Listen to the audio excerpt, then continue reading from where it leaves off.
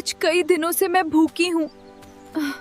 पता नहीं आज भी कुछ खाने को मिलेगा या नहीं। एक चालाक लोमड़ी जंगल के रास्ते बेफिक्र होकर चल रही थी। चारों तरफ हरियाली थी, हल्की हवा चल रही थी और चिड़ियों की मीठी आवाजें गूंज रही थीं। अचानक झाड़ियों में हलचल हुई। एक भूखा शेर बाहर निकला और उसने लोमड़ी का रास्ता रोक लिया। शेर ने गुस्से में गरजते हुए कहा, आजा, मेरे पास आजा। आज मुझे कोई शिकार नहीं मिला।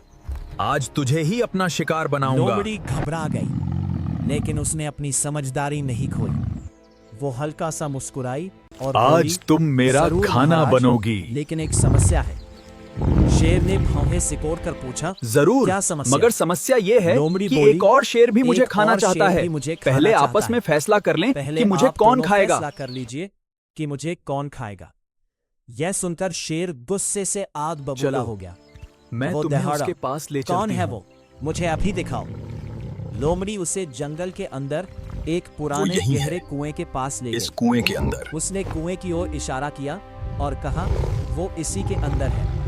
शेर ने जैसे ही कौन कुएं है? में झांका, उसे पानी में अपना ही चेहरा दिखाई दिया। बाहर आ। उसने जोर से गरजना शुरू किया और अंदर से भी वैसी ही आवाज आई। अब शेर पूरी तरह गुस्से में था।